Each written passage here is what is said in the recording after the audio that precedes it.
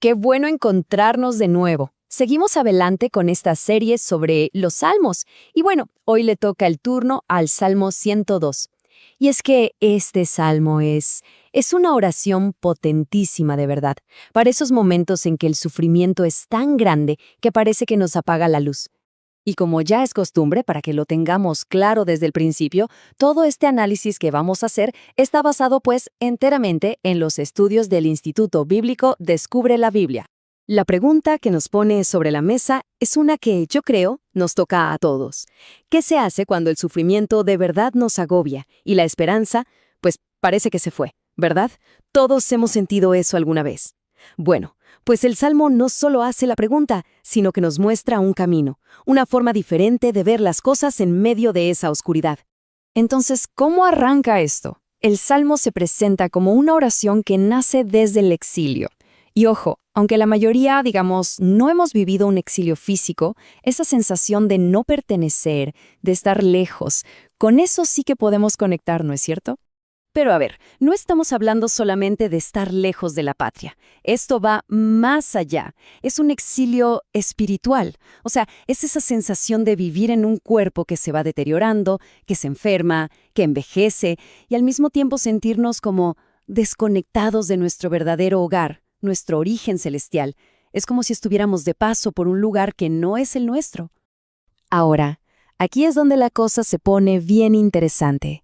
Porque el Salmo no se queda en describir el sentimiento, sino que va a la raíz del problema y nos presenta un concepto clave, la pobreza espiritual. Y esto, fíjense, se conecta de una manera increíble con ese mensaje tan duro para la iglesia de la Odisea. Miren este contraste, es que es brutal. Por un lado, lo que la Odisea creía de sí misma, soy rico, no me falta nada. Y por el otro, la cruda realidad espiritual que Dios veía. Eres un desventurado, miserable, pobre, ciego y desnudo. Esto nos enseña algo fundamental. Digamos que el verdadero comienzo de la sanación es darnos cuenta de nuestra profunda necesidad delante de Dios. Y es que justo ahí está la clave de todo. Aceptar esa pobreza espiritual no es para sentirse mal, no es una debilidad. Es todo lo contrario.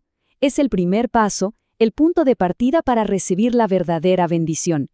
Como dice Yeshua, dichosos los pobres en espíritu, porque es a ellos a quienes les pertenece el reino de los cielos. ¡Qué maravilla! Listo. Entonces, ya reconocimos nuestro estado. ¿Y ahora qué? ¿Cuál es el siguiente paso? Pues el Salmo nos lo deja clarísimo. La acción que sigue es volver la mirada hacia Dios, hablar con Él.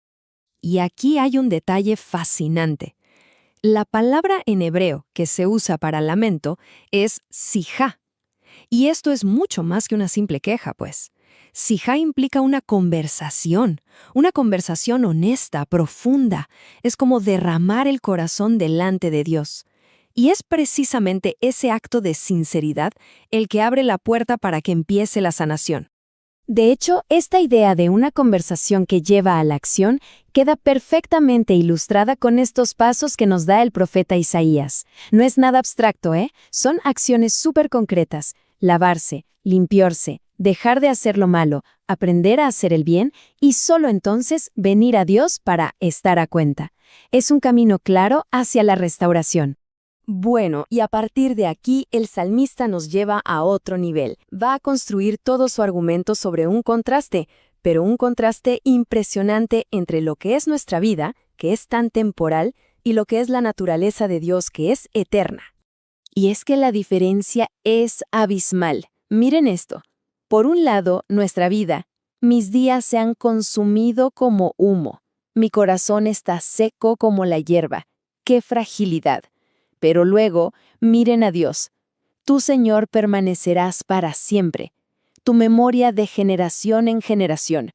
Es ahí, en esa eternidad, en esa roca firme, y no en nuestra vida que es como humo, donde podemos anclar nuestra esperanza de verdad. Para tratar de explicar cómo se siente, el salmista usa una imagen súper potente. Una metáfora que de pronto nos suena un poco rara al principio, pero que tiene un significado increíblemente profundo. Pensemos un momento en esto. ¿Qué hace un pelícano en el desierto? Nada. Está totalmente fuera de lugar. Pues así, exactamente así, es como el salmista se siente en este mundo. Y la imagen va más allá, porque el pelícano es conocido por regurgitar la comida. Esto simboliza un rechazo activo, un no quiero a todo lo que este mundo ofrece, que al final es vacío y pasajero. Y todo este recorrido, desde la angustia y el reconocimiento de nuestra pobreza, nos va llevando derechito a la gran conclusión del Salmo. Y esa es la esperanza, una esperanza sólida que no se basa en nosotros, sino en la promesa eterna de Dios de restaurarnos, y todo por su pura gracia. Aquí hay algo muy importante. Se nos dice que el plazo ha llegado. O sea, el tiempo de la restauración llega, pero está conectado a una acción nuestra, el arrepentimiento. Dios tendrá misericordia cuando su pueblo se vuelve a Él de todo corazón. Su gracia está ahí, siempre lista, esperando nuestro regreso. Y el Salmo cierra con esta promesa que es espectacular, porque ya no se trata solo de nosotros, trasciende nuestra propia vida. Habla de un futuro. Los hijos de tus siervos habitarán seguros. Es la promesa de un legado, de una descendencia que vivirá segura delante de Dios. Una promesa que, por supuesto, encuentra su cumplimiento perfecto y final en Yeshua. Y todo esto nos deja con una pregunta para reflexionar, ¿no? ¿Cómo cambia nuestra perspectiva del sufrimiento de hoy, del dolor de este momento, cuando lo ponemos al lado de una esperanza así de grande, una esperanza eterna? De repente, el problema de hoy se ve diferente, ¿verdad? Se ve temporal. La verdad es que este salmo da para mucho más. Si esto les dejó con ganas de seguir explorando, pues la invitación está abierta para que revisen el estudio completo, verso por verso, que está disponible en la página del Instituto Bíblico Descubre la Biblia. De verdad que vale la pena. Les mando un abrazo grande y nos vemos en la próxima. Bienvenidos a una nueva charla profunda. Pues continuando con nuestra serie sobre el libro de los Salmos. Así es, seguimos explorando estos textos tan humanos. Totalmente. Y todo esto, como siempre, basado en los estudios del Instituto Bíblico Descubra la Biblia. Hoy nos vamos a meter en uno que es como un mapa del alma en crisis. El Salmo 102. Ese mismo. Y el título ya te dice todo, ¿no? Oración del que sufre cuando está angustiado y delante del Señor derrama su lamento. O sea, empieza en el lugar más oscuro que uno se puede imaginar. Exacto. Pero lo increíble es que, desde esa oscuridad, nos muestra un camino de salida. Y no es un atajo, es toda una transformación. Claro, y es un camino que se basa en algo muy concreto. El apóstol Pablo lo decía, ¿no? Si el Mesías no resucitó, Nuestra fe no sirve para nada. y somos los más dignos de lástima de todo el mundo. O sea, toda nuestra esperanza de que el sufrimiento tiene un final, de que hay algo más, pues depende de ese hecho. Y este salmo, aunque es un lamento que te desgarra, se ancla en esa misma certeza. Exacto, en que hay una esperanza real al final del túnel, por más oscuro que se vea. Ok, empecemos a recorrer ese mapa. El salmo, dicen, lo pudo escribir alguien como David o quizá Daniel. Gente que supo lo que era la persecución, sentirse exiliado. Claro. Y aunque habla del dolor del pueblo de Israel, esa sensación de estar como fuera de lugar, como un extranjero en tu propia vida, creo que es algo con lo que cualquiera se puede identificar, ¿no? Sí, y esa idea del exilio espiritual es clave, porque no es solo algo que le pasó a Israel hace miles de años. Es algo de ahora. Es la sensación de no estar del todo en casa en nuestra propia vida. Pues tenemos un alma que anhela algo más, pero vivimos en un cuerpo que se cansa, se enferma. Se envejece. Exacto, por el pecado original. Estamos como lejos de nuestro verdadero hogar. Y aquí viene lo paradójico. A ver. Lo peor que nos puede pasar es acostumbrarnos a este exilio. Empezar a decorarlo como si fuera el destino final. Claro. Como empezar a sentirse demasiado cómodo en la incomodidad. Es un peligro real. Totalmente. Eso me hace pensar hay una imagen potentísima en Apocalipsis, la iglesia de la Odisea. La iglesia tibia. Esa. Ellos se sentían autosuficientes. Decían, yo soy rico, no necesito nada. Pero Yeshua, usando su nombre original, Les da un diagnóstico brutal. Brutal. Les dice, no te das cuenta de que en realidad estás en la ruina, que eres un pobre ciego completamente perdido. Es la descripción perfecta de la ceguera espiritual. Creen que están en casa, pero en realidad están más exiliados que nadie. Y la solución que Yeshua les ofrece es interesante. Sí, les dice que le compren a él oro verdadero, ropas blancas, medicina para los ojos. O sea, la solución empieza por reconocer que estamos en bancarrota. Exacto. Es una invitación a dejar de aparentar, a admitir que sin él estamos perdidos y a empezar a desear las riquezas que de verdad importan. Ok, entonces, si uno llega a ese punto, a darse cuenta de que está en la ruina espiritual, ¿qué hace? El título del Salmo dice que el que sufre derrama su lamento. Pero a ver, seamos honestos, no es simplemente quejarse. Es una pregunta fundamental, y la clave está en una palabra hebrea. ¿Cuál? Fija, se traduce como lamento, pero también significa conversación o discusión. Ah, ok. No es solo una queja al aire. Para nada. No se trata de quejarse con todo el mundo para llamar la atención. Es todo lo contrario. Es un acto privado, íntimo. Como encerrarse a solas con Dios y vaciar el corazón sin filtros. Las dudas, el dolor, la rabia, todo. Es ser brutalmente honesto con el único que pueda hacer algo al respecto. O sea que la clave es la honestidad. Y eso me lleva a otra pregunta. ¿Qué pasa cuando la gente intenta, digamos, negociar con Dios pero con rituales vacíos? ¿Sin esa honestidad? Exacto. Recuerdo haber leído algo de eso en el profeta Isaías, ¿no? Totalmente. En el primer capítulo de Isaías, Dios le dice a su pueblo algo muy fuerte. Les dice, «Estoy harto de sus sacrificios. Sus fiestas religiosas se han vuelto una carga para mí». Uf, qué duro. Ellos seguían haciendo todos los rituales, pero el corazón no estaba ahí. Entonces lo que pasa es que usaban la religión como una fachada. Para seguir viviendo como se les daba la gana. Exacto. Y en medio de ese hastío, el llamado de Dios es sorprendentemente simple. No pide más rituales. Dice, lávense, límpiense, dejen de hacer lo malo, aprendan a hacer el bien. Y solo después de eso, solo después de ese deseo genuino de cambiar, viene la invitación. Vengan y estemos a cuenta. O sea, vengan y tengamos esa conversación honesta. Es como si Dios dijera, deja de actuar y hablemos de verdad. Precisamente. Y desde ese lugar de honestidad, el Salmo arranca con un clamor súper básico. Eterno, escucha mi oración, no escondas de mí tu rostro.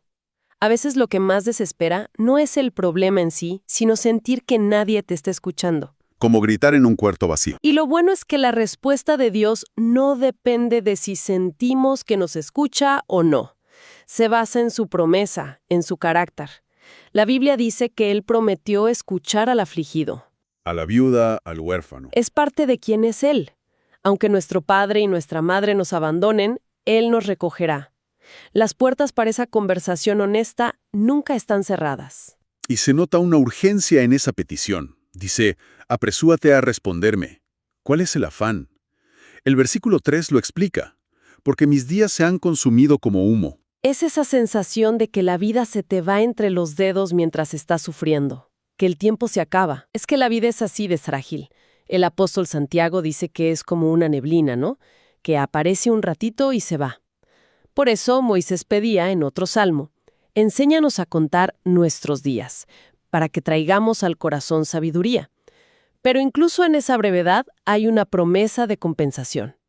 Dios promete alegrarnos en proporción a los días que nos afligió. Cada minuto de sufrimiento injusto será compensado por la gracia de Dios. Exactamente. El salmista llega a un punto tan bajo que dice, me olvidó de comer mi pan. Es esa depresión profunda donde nada te sabe a nada. Todo lo que el mundo te ofrece, la comida, el placer, te da asco. Pierdes el apetito por la vida. Y aquí es donde el Salmo nos da quizás la idea más contraintuitiva de todas. Ese sentimiento de náuseas hacia el mundo no es el problema. No. Es el comienzo de la solución. Es un regalo disfrazado. Y fíjate que nos lo muestra con una imagen potentísima en el versículo 6. Soy semejante al pelícano del desierto. Imagínate, un pelícano, un ave de agua en medio de un desierto. Está completamente fuera de lugar. Totalmente. Pero lo más increíble es que la palabra hebrea para pelícano, que es ka'at, está relacionada con el verbo vomitar. Uf, vaya imagen. Es brutal, pero increíblemente precisa. Te llega al estómago, literalmente. Exacto. El salmista se siente como un extranjero que vomita todo lo que este mundo le ofrece, porque ya no lo llena. Ya no lo satisface. Y aunque suena horrible, es un regalo llegar a ese punto. Es el momento en que uno deja de buscar satisfacción en lo material para empezar a anhelar el alimento espiritual. Y luego añade otra imagen. La del pájaro solitario sobre el tejado. Es esa sensación de estar apartado, viendo el mundo desde la distancia, sintiéndote expuesto y sin poder participar en el bullicio de abajo. Es increíble cómo el salmista nos sumerge en esa sensación de que todo se desvanece, de que somos humo, una sombra. Y justo cuando parece que no hay salida, hace un giro de 180 grados. En el versículo 12, es el punto de inflexión de todo el Salmo. ¿Qué dice? Después de describir toda su fragilidad, declara: «Mas tú, Señor, permanecerás para siempre, y tu memoria de generación en generación». Este es el ancla. Mi vida es pasajera. Mis sentimientos cambian. Todo a mi alrededor se derrumba, pero Dios es eterno. Mi generación quizás no vea la redención final, pero su promesa sigue en pie para la siguiente. Y luego dice algo que me llama la atención. Tendrás misericordia de Sión, porque el plazo ha llegado. Cuando habla de Sión se refiere a Jerusalén, ¿verdad? Pero, ¿qué significa que el plazo ha llegado? ¿Cómo llega ese plazo? Pues no es una fecha en el calendario. El libro de Deuteronomio nos da la pista. El plazo para la restauración llega cuando el pueblo se vuelve a Dios, de todo corazón. O sea que el plazo es una condición del corazón, no del reloj. Exacto. Y el apóstol Pablo lo retoma en Romanos. Dice que la palabra de salvación está cerca, en tu boca y en tu corazón. El momento en que una persona confiesa a Yeshua como Señor y cree de verdad. Ajá. Ese es el momento en que el plazo ha llegado y la misericordia se activa. O sea que esta esperanza no es solo algo personal. El Salmo mira mucho más allá, claro, hacia el futuro. Dice: «Se escribirá esto para la generación venidera, y el pueblo que está por nacer alabará al Eterno». Un pueblo que todavía no existe, una nación que está por nacer. Y es fascinante ver cómo en las últimas décadas ha habido un despertar de muchísimos creyentes que están volviendo a las raíces hebreas de la fe. Es como si esa nación espiritual estuviera naciendo ante nuestros ojos. Exacto. ¿Y para qué nace ese pueblo? La razón que da el Salmo es increíble. Dice que es para oír el gemido de los presos, para soltar a los sentenciados a muerte. Y ahí estamos nosotros. O sea, nosotros éramos esos sentenciados a muerte por el pecado. ese es el centro de todo. Estábamos condenados, y en lugar de recibir el castigo que merecíamos, recibimos gracia y liberación. Cuando uno entiende eso, quejarse porque no tienes el carro del año se vuelve Ridículo. La perspectiva de lo que es importante en la vida cambia por completo. Ok, hagamos un recuento de este viaje, porque este salmo de verdad que es un mapa increíble. Va de la oscuridad más profunda a una esperanza firme. Totalmente. ¿Cuáles serían los puntos clave? Yo lo resumiría en 4 ideas. La primera, reconocer que sentirse exiliado en este mundo no es una falla. Es estar despierto a nuestra verdadera condición espiritual. Ok, primera idea clara. La segunda. Un lamento honesto ante Dios no es una queja inútil. Es el inicio de la sanidad. Es la conversación más importante que podemos tener. La tercera, que me pareció la más fuerte. La más fuerte es esta. Esa náusea hacia el mundo, esa aflicción que te quite el hambre, puede ser un regalo. Es el punto de quiebre que nos obliga a vomitar las satisfacciones falsas y a buscar el único alimento que de verdad satisface. Exacto. Y cuarto, nuestra vida es corta y frágil, pero nuestra esperanza está anclada en un Dios que es eterno y fiel a su palabra. Entonces, la lección para el día a día es cambiar el enfoque, dejar de medir la vida por lo que nos falta aquí y empezar a vivir en la alegría de la gracia de Dios. Y en la esperanza de un hogar celestial. El propósito final de nuestra creación no es acumular cosas, sino vivir para adorar a nuestro Creador. Cuando uno entiende eso, encuentra paz. Y la promesa final del Salmo es el mayor legado que podemos dejar. Los hijos de tus siervos habitarán seguros. Y su descendencia será establecida delante de ti. La mejor herencia que le puedes dejar a tu familia no es dinero. Es una descendencia que permanece en la fe. Al final, todo nos deja frente a la misma elección que planteaba Deuteronomio: la vida y la muerte, la bendición y la maldición. Y la verdadera vida se encuentra al seguir a Yeshua. Y eso nos deja con una pregunta para reflexionar. La pregunta es esta. ¿Has llegado a ese punto de tocar fondo? ¿A ese cansancio del camino? ¿A estar listo para, como el salmista, vomitar lo que el mundo ofrece? ¿Y querer por fin volver a casa, a ese propósito eterno de adorar al Creador? Una pregunta poderosa para cerrar. Y para quienes quieran profundizar en este salmo, recorrer este mapa verso por verso, pueden encontrar el estudio completo en el sitio web del Instituto Bíblico Descubre la Biblia, en www.descubrelabiblia.online.